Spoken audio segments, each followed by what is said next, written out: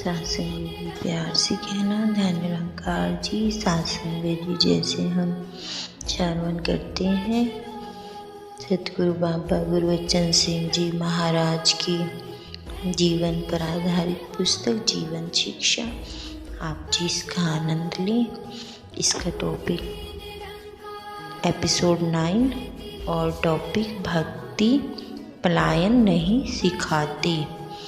दास का सौभाग्य ही रहा है कि दास कई ऐसे अवसरों पर हुजूर बाबा जी के साथ ही होता। जब भी कोई शिक्षात्मक घटना होती, दास ने अक्सर देखा कि बाबा गुरबचन सिंह जी बड़ी सहजता से मिशन के सिद्धांतों पर हर किसी को टिकाए रखते थे। इसमें कोई दो राय नहीं कि एक इंसान एक तरफ से स्थूल या सूक्ष्म माया से घिरा होता है।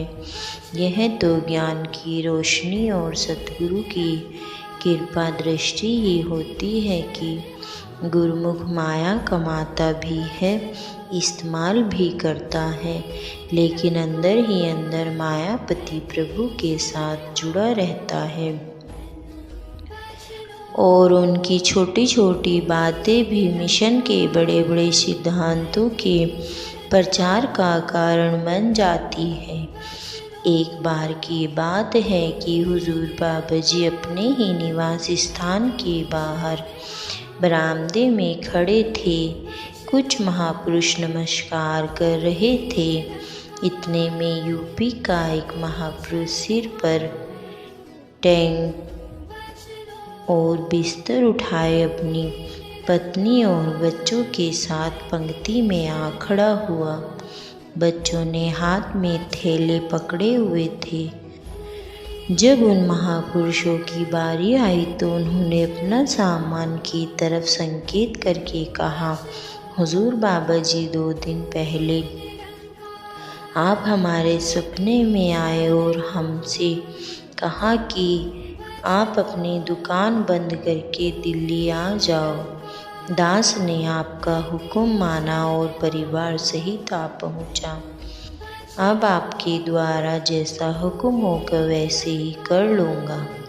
उस महात्मा की बात सुनकर हुजूर के पास खड़े महापुरुषों को कहा कि इतना सम्मान कमरे में, इनका सामान कमरे में रखवाओ, चाय पानी पिलाओ और आराम की व्यवस्था करो।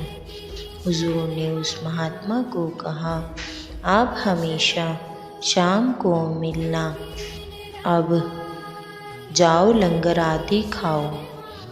वह महापुरुष आज्ञा के अनुसार जब शाम को चरणों में उपस्थित हुए तो आपने समझाया, देखो हमारा मिशन कहीं अपने घर परिवार रिश्तेदार आदि को छोड़कर पलायन करने की आज्ञा नहीं देता। यह मिशन तो जहाँ भी कोई रोजी रोटी कमा रहा है वहीं इस निराकार प्रभु को अंग संग देखकर इसका आनंद लेने और वहाँ सत्संग सेवा करके जीवन सुखी करने का मार्ग बताता है।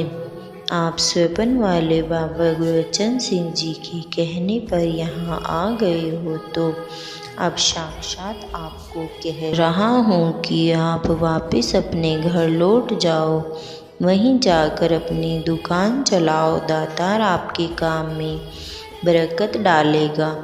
दास क्योंकि पास ही खड़ा था, बाबा जी ने दास को कहा कि दफ्तर से इन्हें 200 रुपये दिला दो ताकि घर वापस जा सके।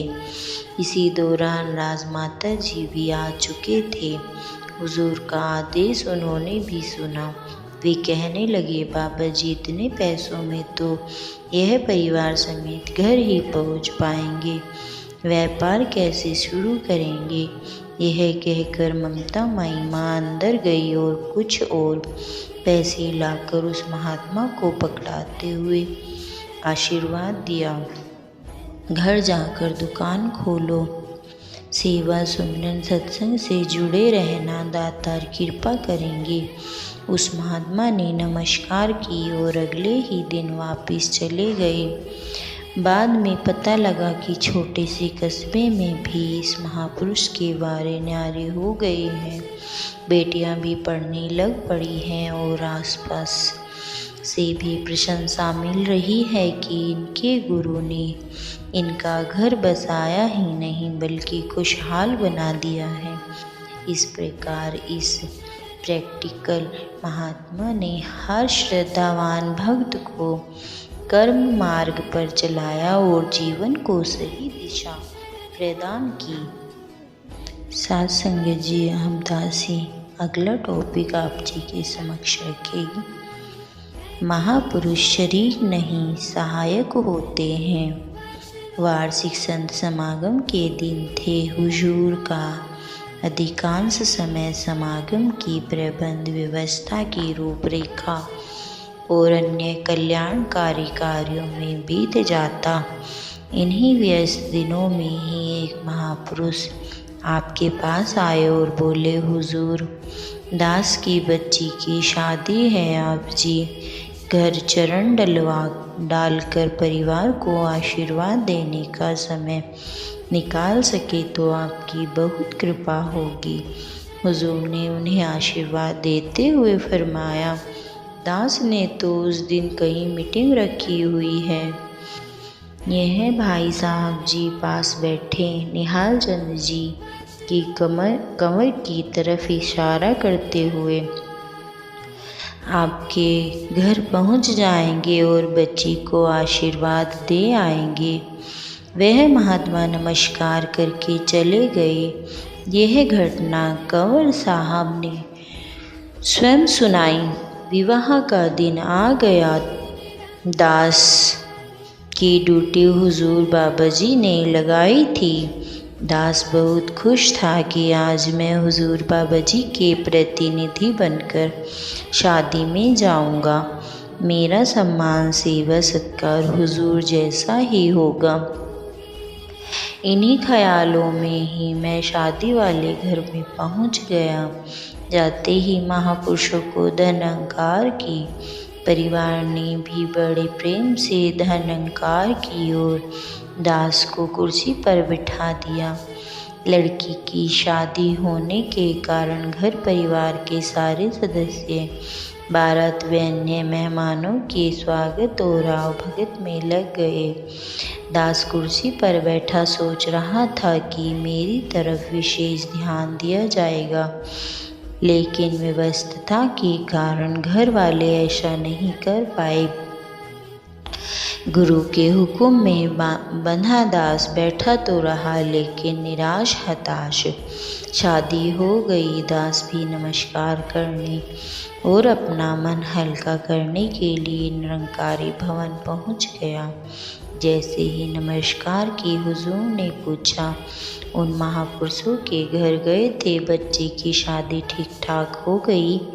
दास खुद पर काबू न रख पाया और कहने लगा, हुजूर, आपका हुक्म मानकर दास चला गया, मगर यह बड़े लोग हैं। दास तो आपका प्रतिनिधि बनकर गया था, मगर उन्होंने मुझे एक कुर्सी पर बिठा दिया और अन्य मेहमानों की खातिरदारी में लगे रहे। हुजूर कुछ गंभीर होकर फरमाने लगे, आपने भी साथ लग जाना था, उनका हाथ बटाना था। महापुरुष केवल शामिल ही नहीं होते बल्कि एक दूसरे के सहायक भी होते हैं। हुजूर के वचन सुनकर दास को अपनी गलती व कमज़ोरी का एहसास हुआ कि मैं ही अपने कर्म से पिछड़ गया हूँ।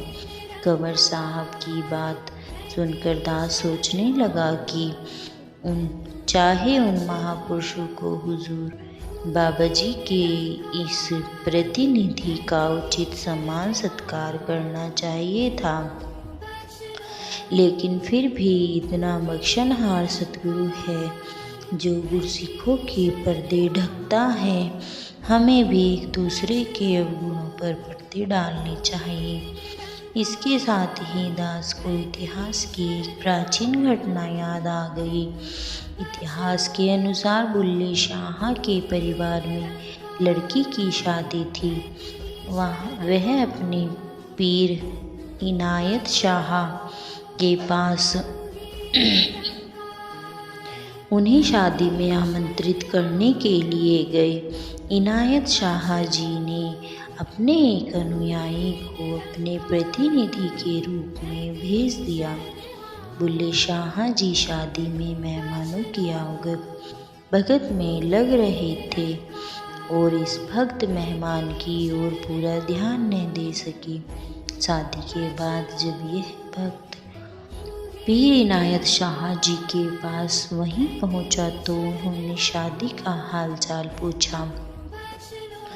इस भक्त का मन तो पहले ही भरा पड़ा था। वह एकदम बोल पड़ा, पीर जी, आपने मुझे वहाँ भेजकर मेरी बेइज्जती कराई है। बुल्ले शाह तो बस ऊंची जाति के बड़े बड़े लोगों के स्वागत और सेवा में ही व्यस्त रहे। मैं तो आपका प्रतिनिधि था। मेरा सेवा सत्कार तो बिल्कुल आपकी ही तरह होना चाहिए था, लेकिन यह बड़ी जाति वाले चाहे कितने ही भक्त हो जाएं, छोटी जाति वालों को नहीं पहचानते।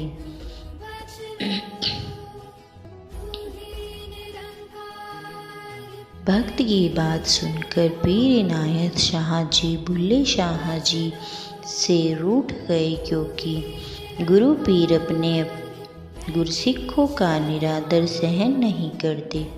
अपने पीर को मनाने की खातिर बुल्ले शाह जी को वैश्य के पास जाकर नृत्य सीखना पड़ा, जिससे वह बड़ी मुश्किल से उन्हें मनाने में सफल हो पाए।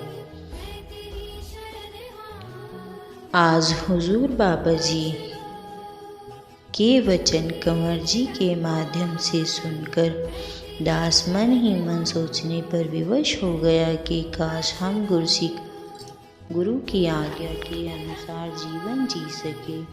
आशा के साथ निराशा जुड़ी हुई है। अगर किसी संत महात्मा के घर हम आशा लेकर न जाए तो वह इस प्रकार से सेवा सत्कार करेगा तो शायद उनके द्वारा पिलाया गया पानी का गिलास भी हमारे मन में धन्यवाद का भाव पैदा कर दे।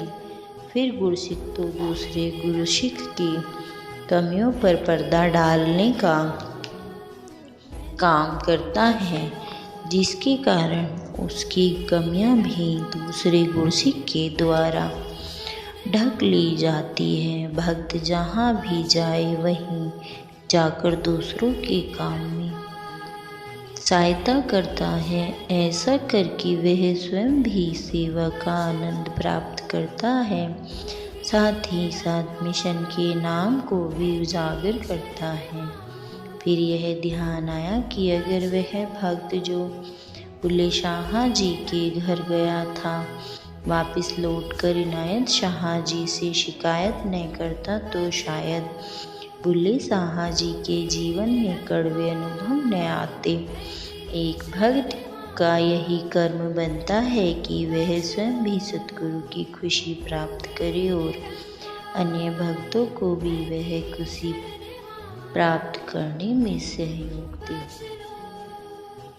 जो गुरसिख सतगुरु के पास जाकर दूसरे गुरसिख की प्रशंसा करते हैं वे स्वयं भी गुरु के आशीर्वाद के पात्र बनते हैं और दूसरों को भी आशीर्वाद दिलाने में अपना योगदान देते हैं।